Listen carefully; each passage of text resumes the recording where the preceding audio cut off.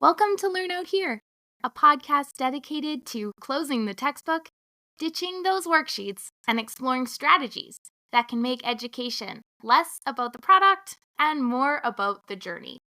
I'm Meg, an educator of over 10 years with a love for making stuff.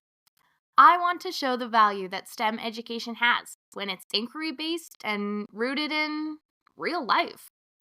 In a world where things are increasingly being done for us, learning how to problem solve and create for ourselves is an essential skill. So, jump on in. It's going to be fun.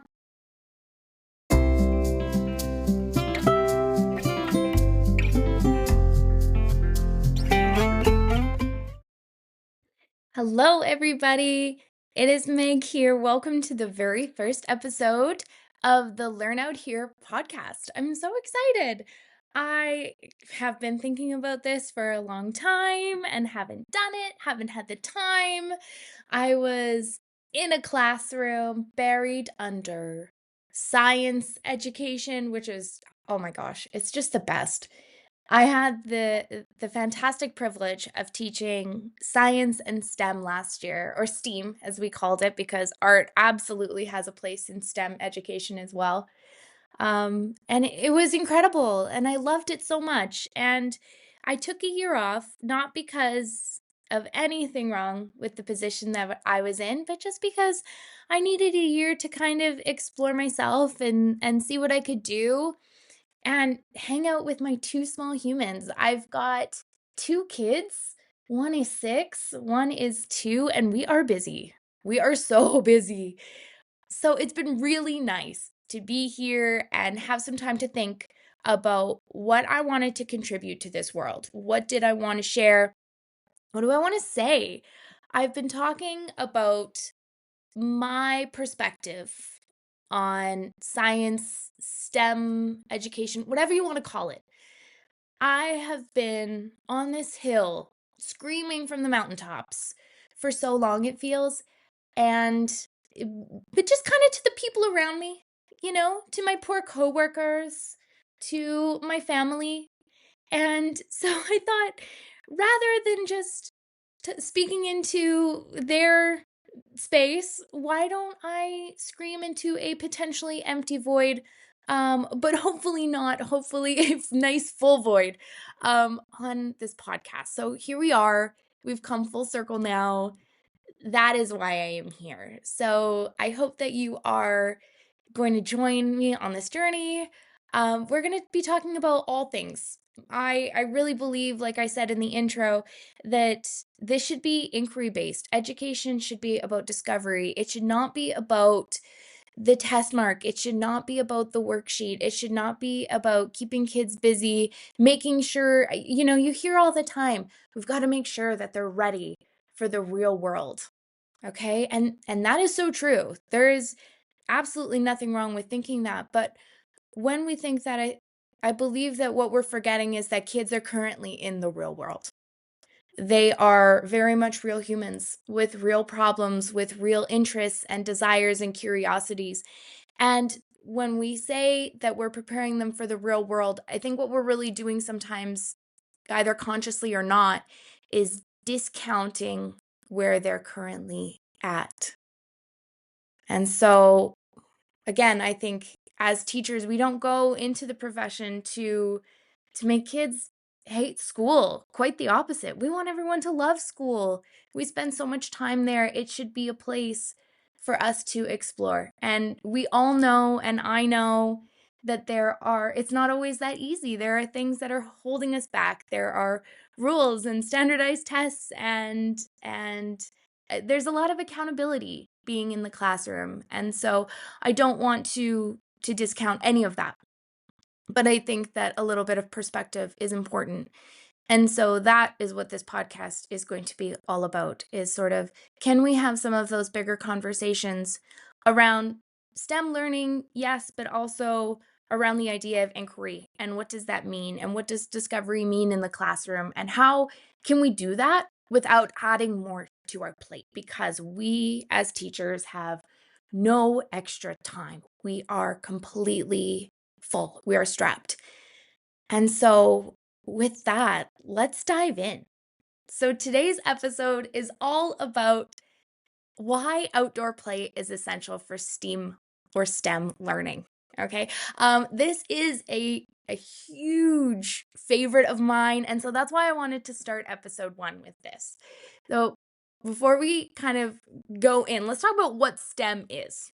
Okay, now we all have different ideas about this. I'm going to share what I think STEM is, and we can agree to disagree, or we can just agree.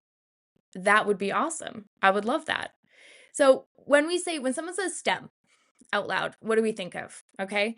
Off the first cuff, what I think of is, coding, robotics, popsicle stick bridges, Lego, right? All of those things. Maybe gears, maybe machines. That's what we think of. So when someone says STEM, the first thing that comes to mind. But that's not what it really is. Okay? That's what the toys are. That's what the instruction boxes, the subscription boxes are. Absolutely. That's what when we're preparing kids for the future, we think, "Oh, they've got to know how to code. Oh, they've got to know robotics," right? But what it really is, STEM is everything we interact with on a daily basis. Everything. It stands for science, technology, engineering, and math. And my friends, that is absolutely everywhere. The environment is fully connected into our daily lives. We interact with things that have been engineered all day long. Technology, we use it all the time, whether it's, low tech or high tech. Math is everywhere, geometry, patterns, everything. So I think that that's a really good place to start. We can step back from the pressure of having kids code, having kids, make a robot. All of those things are awesome. But if it's not rooted in what is actually happening in our world, and not even the world of adults, if it is not actually happening in the world of kids, then what is it for? Okay, so if a kid can follow a coding instruction tutorial, that is so cool. That is fun, especially if that's interesting to them. But what is the purpose? Because there is a huge difference between following a tutorial and creating something on your own. And as you heard in the intro, we are so often, especially now, having things done for us. Things are automated, things are quick. We want to learn things and get information fast. But what we might be losing on the other side is that ability to problem solve, to persevere when things are sticky, and to create for ourselves. So I really think that this episode is so key because when we go outside, we don't have a lot of that high tech stuff, right? When we go outside, outdoors is by nature, pun intended, it's hands on because we don't have access to a lot of those traditional tools that we have in the classroom, right? So we might be able to bring outside our clipboards and our paper. We might even be able to bring outside our Chromebooks. I've done that before. But a lot of the stuff that we might have access to in the classroom, we're not going to have access to outside. So removing ourselves to outside can be a really good place to start. All right. So with kids, if we go ahead at the start of the school year and say, "Hey, guess what, guys? STEM is everything." That's going to be a really big concept for kids. That's too big. Okay. That's overwhelming. That's overwhelming for me even. So what do? We don't worry about it. We just take them outside. So I'm going to tell you a story. When I was in the classroom, I was teaching one of our units was forensic science. So the whole idea, we had spent weeks, we were talking about footprints, we were talking about fingerprints and how can you tell the difference between running and walking in a footprint? Like we were going all out. But it came to the point where we had to talk about soil composition. So I always talk about, you'll find this out, what's the root of your purpose, okay? So what are you trying to have students discover? When I'm planning an inquiry sort of exploration, this is what I start with. What do I want them to learn? I'm not going to tell them what I want them to learn. I'm not going to say, hey guys, today we're talking all about soil composition. Buckle up, it's going to be a fun ride. No, that's for me. So I'm saying, okay, I want kids to figure out that they can decide or use the evidence of where a shoe was found based on the soil that's on the bottom of their shoe. I feel like I didn't explain that right. What I wanted the kids to figure out was, how can they use the soil found on the bottom of a shoe to then further the investigation in deciding, where was that person who the shoe belonged to? Okay, I think I did a better time this time around. This is fun. Episode 1. We've got this. So there are a couple things that I could have done for this. I could have brought a bunch of soil cups inside the classroom. And we could have learned about the scientific method, and we could have talked a lot about how to break that soil down, how to test that soil. In fact, that was how I started this lesson. That's what I had planned. I had a bunch of cups that I brought in from around the schoolyard, outside, playground, backfield, bike rack, everywhere. And I brought them in these beautiful little cups, and they were all lined up on the table. They were awesome. We were ready. I had a slideshow. It was ready to go. And then wouldn't you know it, what happened was, when the class came in, they were rowdy. They were all over the place, and they were so all over the place. Their arms were flailing because they're 11 and they don't know how to control their arms at 11, okay? They flailed so hard, they bumped into the table where all of my beautiful cups were, and all of the cups crashed on the floor. And not only did all of the cups crash on the floor, but they all mixed together. And with it, crumbled my entire lesson. So, as we all do as teachers, we have that moment where our brains kind of shut down and our eyes get big, and then the kids look at us and we look at them, and they might think we're upset, but really what's happening in our brain is we're going, okay, what do we do now? So my brain was doing that, the wheels were turning, and I didn't know what to do. So I said, okay guys, it's all good. Everyone grab a cup. We'll clean up later. So they all grabbed one of the cups that had fallen on the floor, and everyone had an empty cup, and we went outside. And as we're walking outside, we had to put on jackets so that I was getting a little bit of extra time to kind of think and brainstorm on what on earth I was going to do. When we get outside, I said, okay, I want everyone to partner up. And then each partner, I want you to secretly go to some place in the schoolyard and gather a soil sample. I don't want you to tell your partner where it came from. And then at the end of I gave them 2 minutes. At the end of the 2 minutes, I want everyone to come back and meet me here. And you are going to partner back up and try and figure out where that soil came from. Okay? So that's what we did. So everybody ran off, and we were so excited, and we were going to capture our soil in our cups, and we didn't have shovels, so they had popsicle sticks or just their fingers. I'm not even sure what we were doing. And they ran off.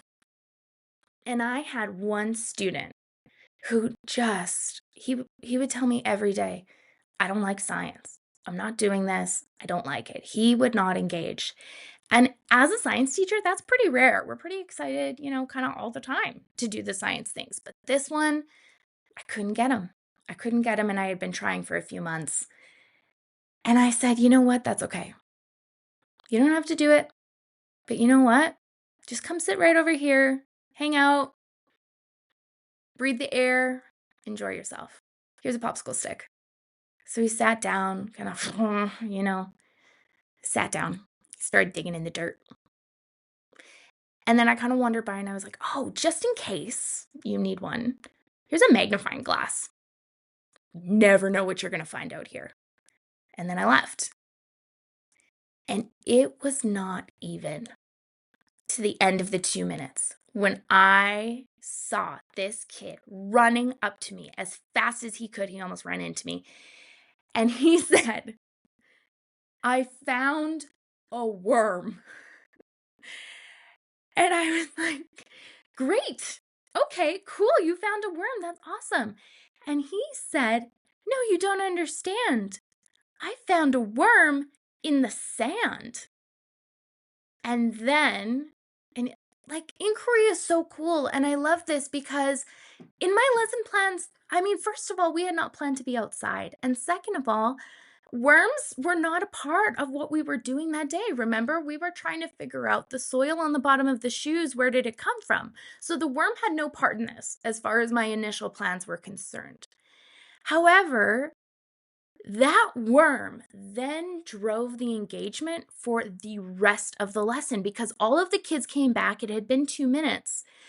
And yes, they had their cups, and yes, they were excited to share it with their partners. But what was more exciting in that moment? We all know it was the worm. So then this student is now, who was previously completely out and apart, distanced himself from the class, is now guiding this class on where he found this worm. And then the kids are saying, "But worms aren't they can't live in sand. It's not wet enough. It's too dry." Right? And so they're digging and then they're trying to find more worms. Are there more worms in the sand? Where do worms come from? And we're having a huge conversation on the composition of soil and what kind of composition of soil is best for this organism. So now not only we're going to go back to the soil composition on the bottom of the footwear, of course, because that is the outcome that we had to achieve that day. But now not only that, we're now tying it into the needs of organisms in our ecosystem, which just so happen to have been the next unit. So what I'm trying to get at is that learning is not always linear. Sometimes we're going to have these little tangents, and we need to be okay with that. Because I bet you at the end of that year, if we were to ask the kids, what was the coolest thing? They would have said, "Do you remember when we found that worm?" And it's just a worm. Had we found a salamander, I'll admit it probably would have been even more exciting. We didn't find a salamander. We found a worm. But there's something about finding a living creature. There's something about being outside, playing. They then proceeded to bring the worm home. So they had a huge discussion on where should the worm live because it's not going to be in the sand. So then they were walking around and comparing their soil that they had brought back. Well, which one would be the best for the worm? They're adding water. Can we go inside, miss? Can we get some water? We want to see if the water stays inside or if it drains through. I had not planned any of this. All I had done is taken the kids outside to get some dirt. And we are talking about engineering a proper home for this worm. We're talking about science, right? We're not using any technology in this sense, and that's okay. Could we have tied it in? Could we have found a way to tie it in? Absolutely. Could we have found a way to tie in math? 100%. We could have done some data collection. There is so much that we could have done. We could have totally dragged this out, and we could have, all right? So those are those instances. So what I'm saying is that we have to find those sparks within our students. And then we, as the designers of these learning experiences, bring in those other pieces to make it a truly well-rounded STEM experience. But approaching it just as doing STEM isn't always the most authentic way to go about it. We've really got to root our instruction in this inquiry and in this discovery. So, how do we do this? All right. First things first, we go outside.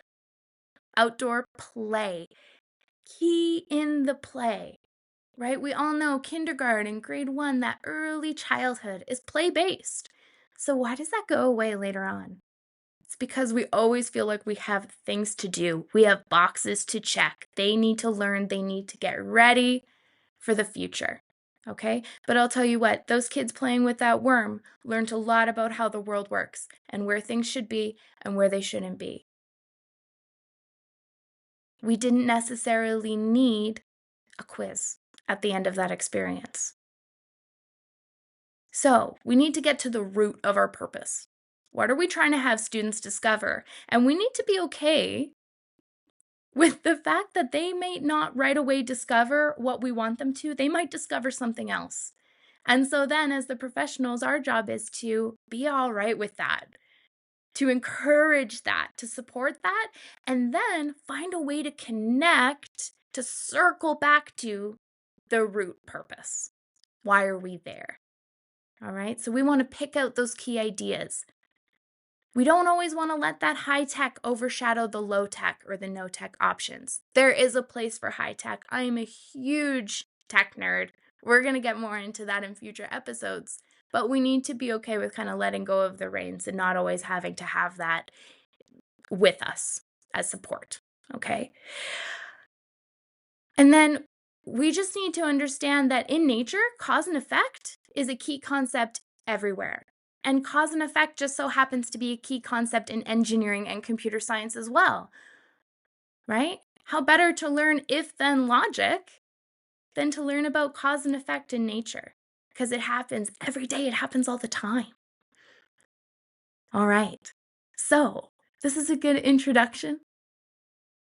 We're going to get outside, we're going to take our students outside, and today and this week, your challenge is I want you to look at your outcomes, look at your plan. What are you teaching your kids this week? And how can we take that outside? Just have them play. How can we make it into a game? How can we get them bundled up if you're where I am, which is in central to northern Alberta? It's getting a little cold, so we're going to want to bundle up. Some of you don't need to worry about those kinds of things. That's exciting. Let's get our kids outside this week. Thanks for listening. We'll see you next week.